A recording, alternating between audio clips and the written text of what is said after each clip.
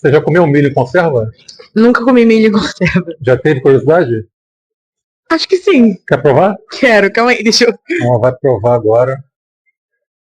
Provarei milho em conserva. Boa, isso é cinema verdade, hein? Assim, Isso um sim, inteiro? cinema... Não, deixa eu só, ver. né? tá, mas se não gostar, você come o resto. Tá bom. Sim. Não tem sabor de milho mesmo. Quem diria? Quem diria?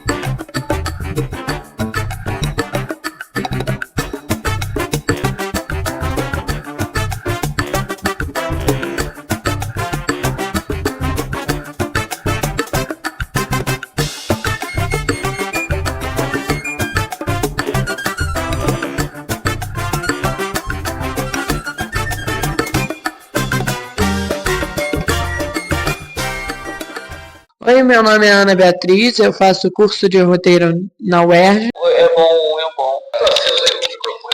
Tá, E eu vou ser entrevistada agora pelo Yuri. Olá, meu nome é Daniel. Teste, 1, 2, 3, teste. agora fica Vou deixar meio que do início aqui, assim. Tá rolando aí a parada enquanto a gente conversa. Quem é você? Boa tarde, meu nome é Poito, eu sou graduando em artes visuais e estou aqui na aula de roteiro da oficina do Coarte. Quem sou eu? Oi, meu nome é Gabriel Frauches, eu sou estudante de cinema, roteirista, Pô, essa pergunta é muito difícil. Prazer, meu nome é Ângelo. Eu queria talvez fazer, formado em curso de produção cultural também. conversar um pouco com você sem estar filmando, porque eu fico realmente muito tímido. Então acho que antes da gente começar de fato... Não, porque você tá segurando um pote mesmo. Eu queria trocar uma ideia sem estar gravando. Vou te entrevistar mais tarde, hein? Eita, ferrou. Eu sou Clara Valim, eu tenho 22 anos, estudante de cinema. Aqui na UERJ temos uma feira agrológica que tem coisas muito orgânicas. Então eu resolvi pegar uma conserva de milho para o meu lanche. Bom, meu nome é Caio. Eu fico muito travado também.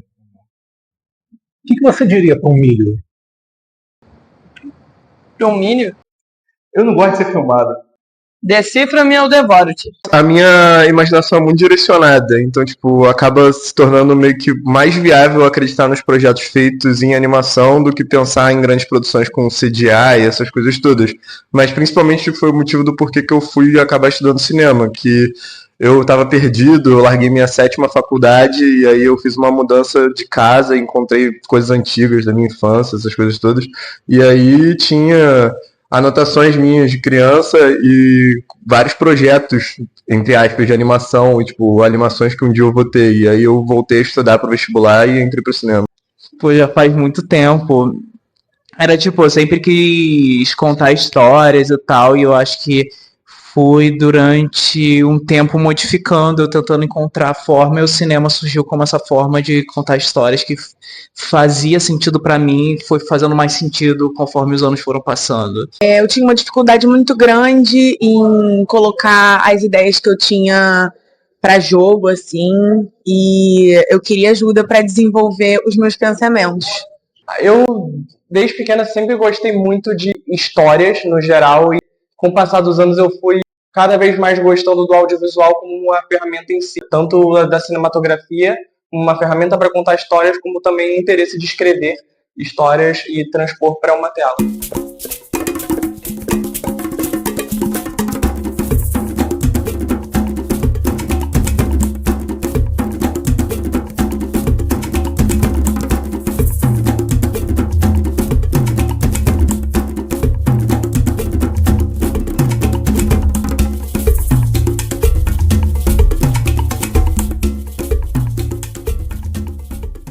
Para encerrar com chave de ouro, qual é a maior tristeza que o Flamengo te deu na vida? Quando a gente tomou 3 gols do Cabanhas e foi eliminado da Libertadores. Eu acredito que boa parte dos questionamentos existenciais, inquietações filosóficas e investigações epistemológicas que perpassam o último século de história da civilização humana podem ser resumidos em apenas uma pergunta. Afinal de contas, 3-0 é goleada? Eu odeio a pessoa que fala que 3-0 não é goleada e que 4-1 é. Assim, me explodiu a cabeça. 3-0 é goleada. 3 gols de diferença é goleada. 4-2 não é goleada.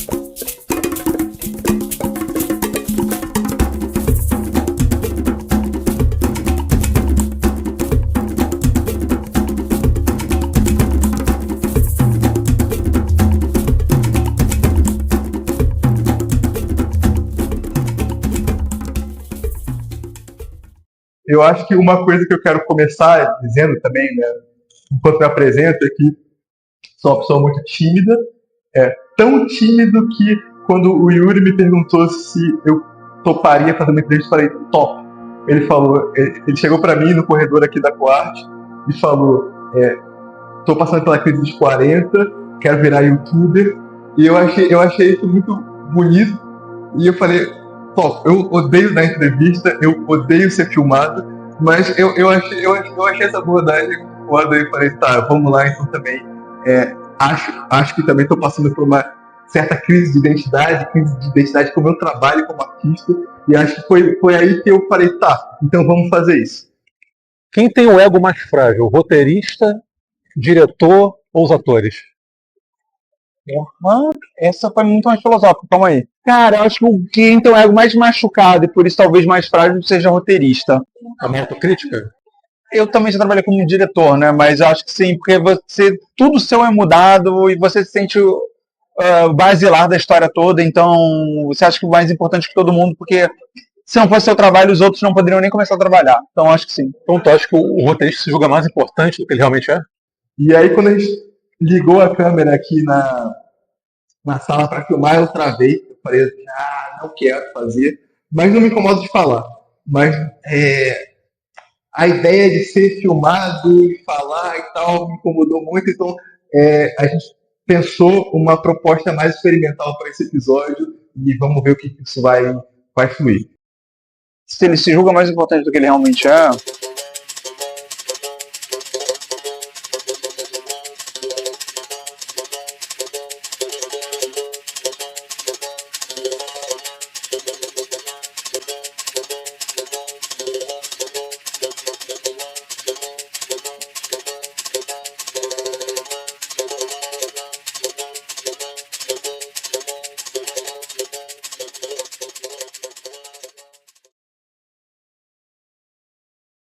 Fiz uma viagem de 5 meses, indo da cidade do México até Buenos Aires. A maior parte dos trechos eu fiz de ônibus.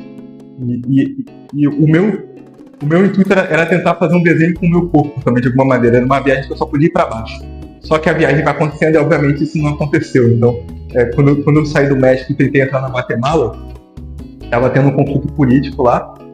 E aí eu não podia entrar, não podia atravessar. E aí isso me fez ir para o Belize, do Belize para Honduras, e depois fui para El Salvador, então dei uma volta para chegar na Guatemala. E o meu... Que mês foi? Cara, isso foi ônibus, teve barco, uma parte do tempo ônibus, mas do Belize para Honduras eu fui num barco, e aí quando eu fui fazer a imigração foi no meio do nada, assim. A gente parou o barco num pedacinho de terra, os caras pegaram uma mesa de bar, abriram e carimbaram nossos passaportes ali. E aí a gente voltou pro barco e foi saindo do Belize. E quando a gente chegou em Honduras, pegaram um saco, botaram o passaporte de todo mundo ali. Eu falei, caralho, pra onde meu passaporte vai? Assim, botaram o passaporte, porque a gente parou no mercado de peixe. Então imagina, você tá num país que você não conhece ninguém, você não conhece nada. Aí você chega no mercado de peixe, alguém pega uma grande sacola, bota o passaporte de todo mundo ali dentro e fala, sai do barco aí. E aí a gente fez a imigração dentro do mercado de peixe. talvez. Boa pergunta. Um segundo só. Pegar um cafezinho, vai ser um expresso e um folhado de frango com requeijão. Falou alguma coisa? Diga, Yuri, o que é que você quer perguntar sobre minha vida, sobre meu status? Eu acho que o meu filme favorito hoje é After Sun. E hoje, acho que eu vi um dos meus filmes favoritos também pela primeira vez, que é a animação Look Back, que é uma animação sobre escrever histórias também, e mexeu muito comigo.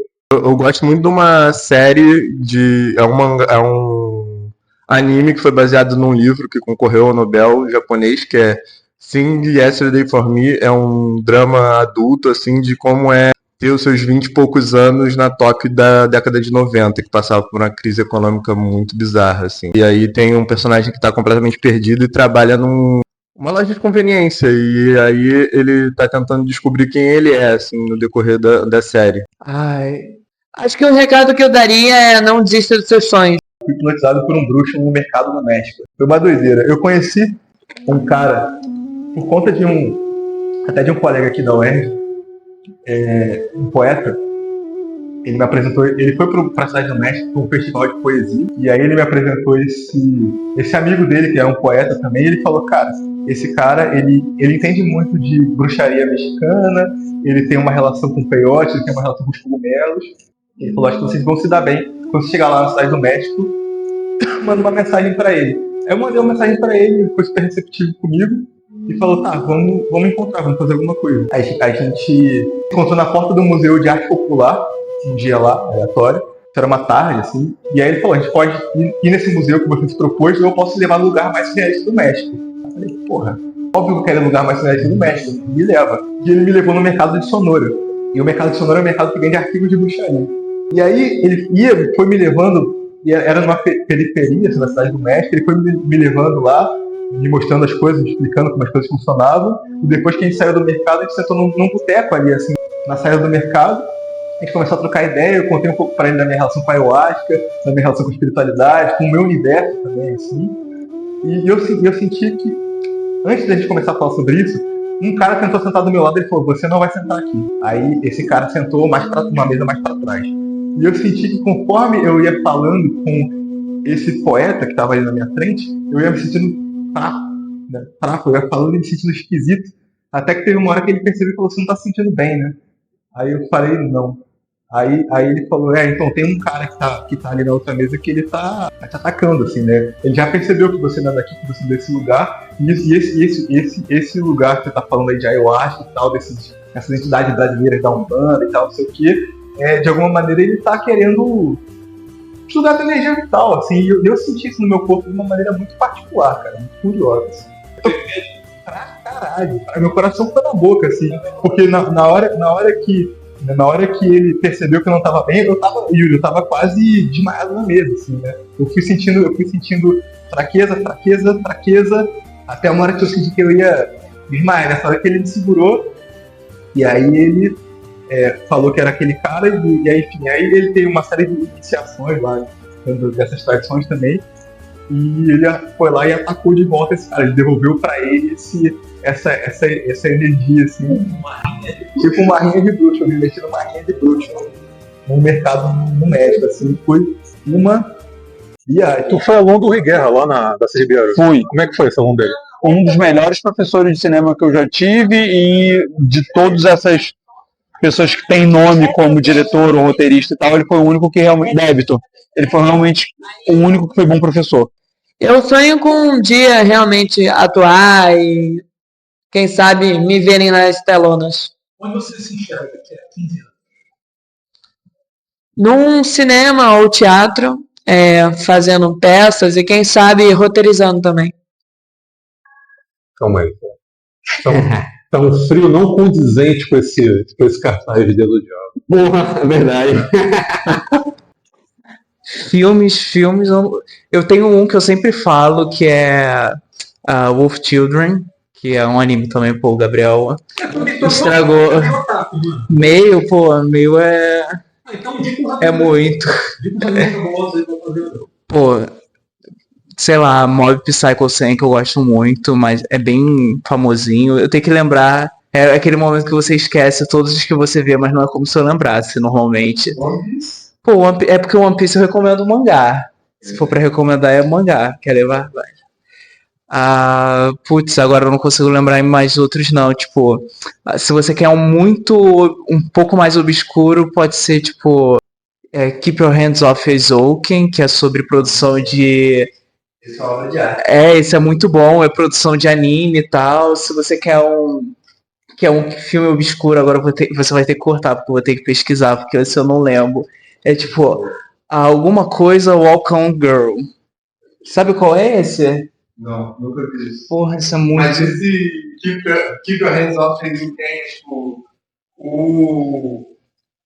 É um anime pra quem é apaixonado em animação. Tipo, é sobre um clube de animação e ensina os processos de animação e toda a paixão, no caso de você poder movimentar livremente uma ideia, assim, tipo, mostrando a falta de limites que a animação te dá. É muito empolgante. Aí tem esse que é pra quem ama animação e tem Bakuman pra quem ama mangá e roteiro, essas coisas, é incrível.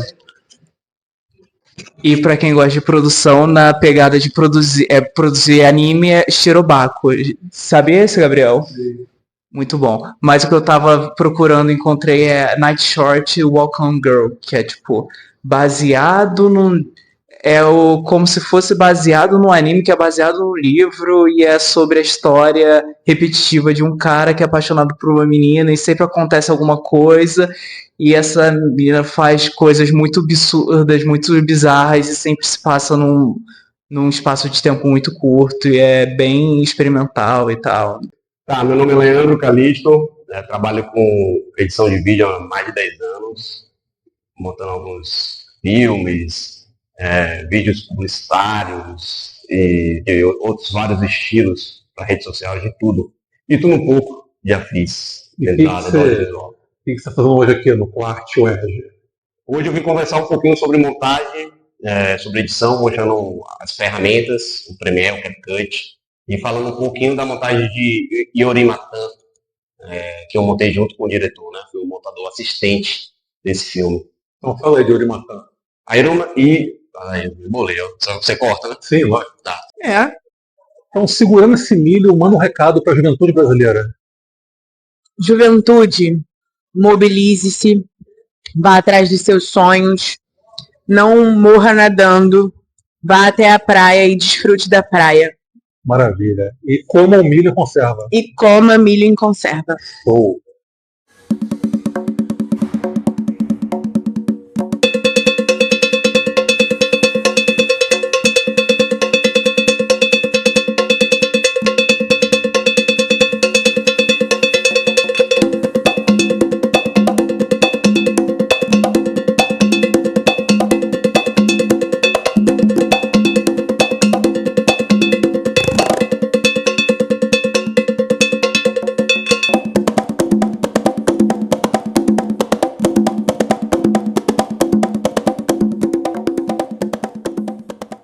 Yorimatan é um filme sobre memória, é um filme sobre amor, de Lula e Lucina, né? Duas musicistas fantásticas, assim, que compuseram várias músicas de lei, fora o trabalho autoral, né? Que é um pouco desconhecido pelo público de uma forma geral, e que elas têm, que é genial, assim. Fala sobre o amor delas pela música, o amor entre elas, o amor por Luiz Fernando, né? Que era o parceiro que construiu a família com elas, e o amor pela arte. É um filme muito da intimidade dela, é um filme sobre memória e sobre amor. Diz aí 3 filmes que todo ser humano deveria assistir, e um deles tem que ser brasileiro. O brasileiro vai ser Pagador de Promessas. Eu acho que o Retrato de uma Mulher em Chamas é... Jovem. Jovem em Chamas. É um filme fantástico. Amo, maravilhoso. Obrigado. É ele que tá me filmando, tô famoso aqui, pô. Obrigado. E um terceiro filme... Mostra o salgado aí. Dá um detalhe, salgado. Vamos pegar um filme que é pop, mas ele é bom, então ele merece ser aplaudido, que é o Parasita. Manda um recado aí pra juventude brasileira. Oi? Pode comer, pode machucar, tranquilo.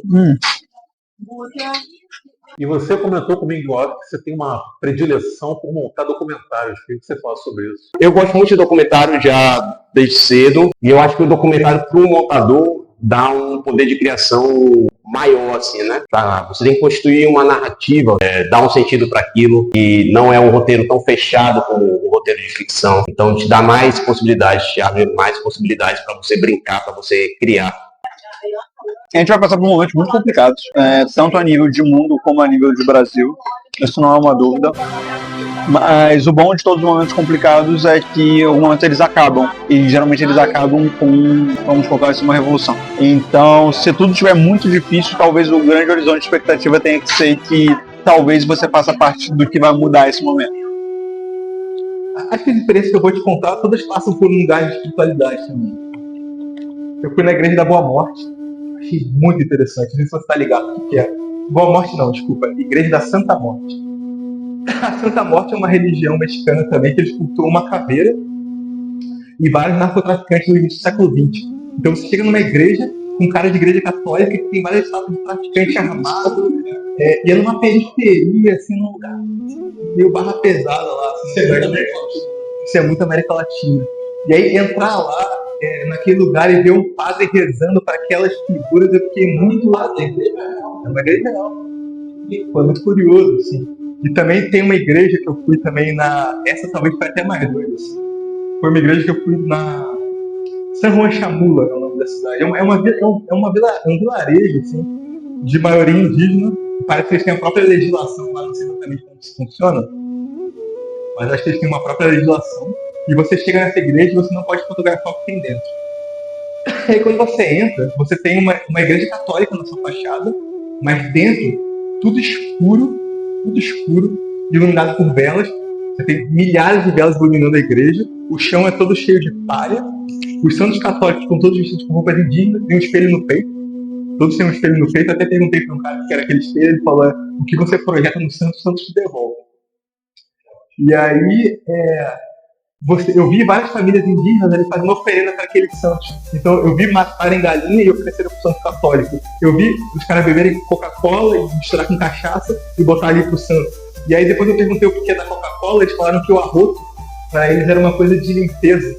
Então a Coca-Cola te ajuda, tem gás, te ajuda a rotar, então era uma oferenda também de limpeza. Então assim, eu acho que essa dimensão dessa espiritualidade mexicana, ainda que eu não tenha acessado ela da maneira que eu intencionava no início, o México era muito psicodélico pra mim. Só de andar naquelas ruas ali já era uma doideira, cara. Foi um lugar muito... Pedro Laura, geógrafo, roteirista. Você é um sonhador, Pedro? Sou. Você sonha com o quê?